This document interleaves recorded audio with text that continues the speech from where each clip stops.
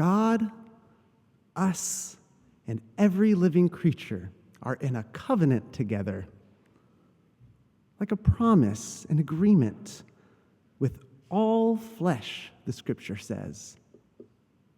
Does that surprise you? If you were in the pews for our Genesis series this summer, probably not. We spent some time talking about this then, but I'll say it again today. It is an easy detail to forget. So often, when we in church talk about covenants, we're thinking about our relationship as humans with God. Which makes sense because the majority of covenants in the Bible are promises between God and people. But this one, in the 9th chapter of Genesis, is the only covenant that puts all of creation in the same basket.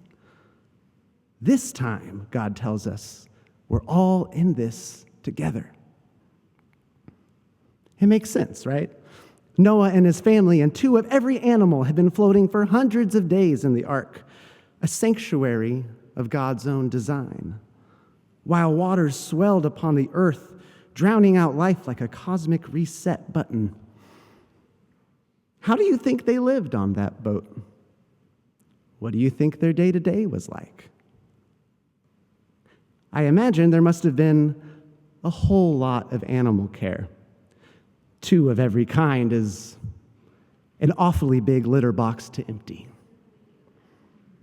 Now, the scripture says that they also brought plants for food, which is especially smart because I bet that they had to eat vegetarian on that long boat ride.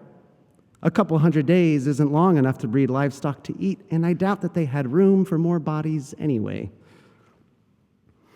No, on the ark, the only remaining humans were outnumbered by and compelled to care for the animals, not so they could harvest some material from them, not to turn them into food, but simply so they would live in a sanctuary of God's own design. Now, if we back up to the beginning of the Noah story, chapter 6 tells us that God decides to bring the flood as an end of all flesh, for the earth is filled with violence because of them. But there it is again, all flesh. Just as we are wrapped up with the animals in the covenant there at the end of the story, so too are we together in the problem at the start.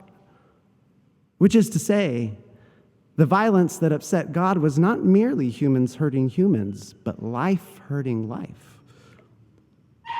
Creatures, which we all are, hurting creatures. And so when we envision this ark scene, as much as it is about God saving a few from the flood, it's also a little like putting us and the animals in timeout together, as if God's locked us in a room and said, I'm not opening this door until you've worked it out. Now, it's not a foolproof strategy in life, but when our relationships are in turmoil, it often helps to go back to the beginning. Maybe it helps us spot where things went wrong. Maybe it helps remind us why it was good in the first place. The first scripture that Aaron read takes us all the way back to the garden, back to our shared beginning. And it turns out, humans and animals, there's quite a bit that we do share. The scripture says that humans and the animals are both made from the same dirt, the same earth. As Carl Sagan once said, we are made of star stuff. And that we really means all of us. Genesis tells us that God saw the first human alone and isolated, and for the first and only time in either creation story said, it is not good. Not because the first human had done anything wrong, but because God designed us to be in relationship, to need relationship.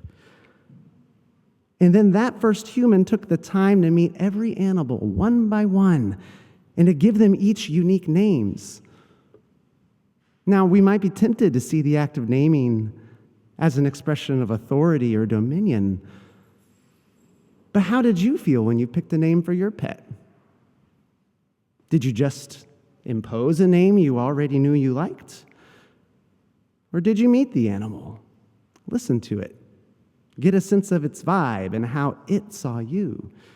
And only after you had both seen and heard and smelled each other say, oh, You must be an Apollo. You must be a barley. You are certainly a grace. After all, isn't learning someone's name one of the first important steps of friendship? And it's also notable that in this story, our relationships with animals are older than our relationships with other people. They met us before we met each other, before we started telling each other who we are and are not. You know that I love people and community and believe so much, maybe all the good comes out of it. But I also suspect that many of us here in this church have had the experience of another person putting too much baggage on us, too many symbols and assumptions and associations, so much that the person you know you truly are is struggling under the weight of what someone else thought you might be. But the animals, they see right through all of that because they remember us from before. They see us as simply human, and that is powerful. It can be healing to be seen simply. And it can also change how us humans see each other. It can help us rediscover each other's humanity. Let me give you an example.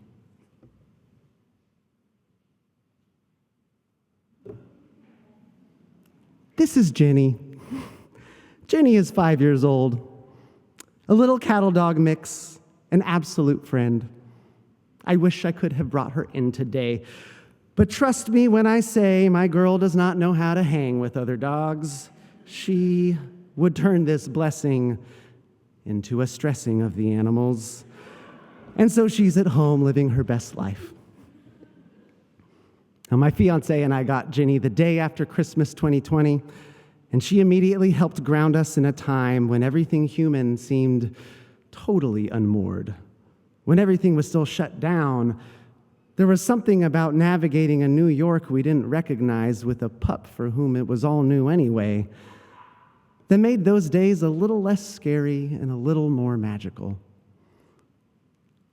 I don't know if y'all remember Revel, that electric scooter rental service, but back then we bought a little backpack that Jenny could fit in. Her paws would rest over your shoulders. And all three of us would just scoot around Brooklyn for fun. And the best was always when we would pass a car with a kid staring out the window, totally bored, until he saw our goofy trio all crammed onto one bike and made eye contact with the dog flying by, having the time of her life. There was one time when just Jenny and I were scooting home from Prospect Park. This time always sticks in my memory. The sun had gone down, and we were on a one-way street with a bike lane when a big SUV came up behind and started doing that impatient thing of driving way too close and honking for me to either speed up or get out of the way. Well, Rebels had a max speed of the speed limit, and we were approaching a red light anyway, and I'll be honest, it's not my finest quality, but I can be pretty stubborn about traffic laws and etiquette. So we did not move over and instead rolled right up to the red, at which point the guy pulled up on our right and rolled down his window. It was only a matter of seconds, but the transformation of that man's face from absolutely furious with me to busting out laughing at Jenny lives so vividly in my mind. Clearly, we both had ideas of who the other was. Clearly, as that window was coming down, we were both bracing for a verbal altercation. But Jenny didn't know that. She was in a backpack on a scooter with the breeze in her face, having the time of her life, and then saw a new friend stick their head out of a car. It reset the whole scene. We were able to laugh and talk a little bit and wish each other well. If you've ever ended up chatting with a neighbor because their dog was especially friendly and or nosy, then you've had this experience too.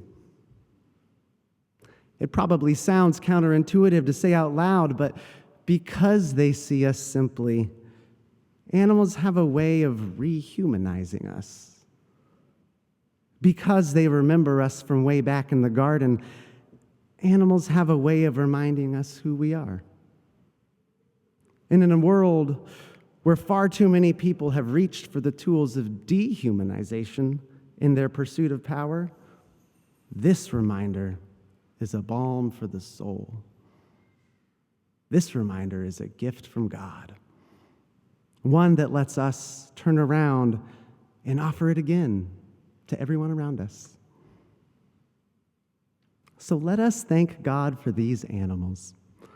Let us praise our great Creator who made all of us out of earth, who made us to be in relationship with each other, to depend on each other, to know and care for each other. And may we always remember that we are bound up together. And that, friends, is very good indeed.